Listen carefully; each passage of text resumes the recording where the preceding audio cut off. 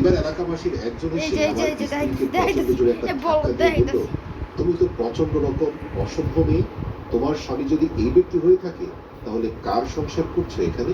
প্রতিদিন রাতে এখানে তোমার সাথে কে থাকে? যাই হোক, মানুষ অনেক ভৎসনা করে সেখান থেকে চলে যায়। আমি দুঃখিত।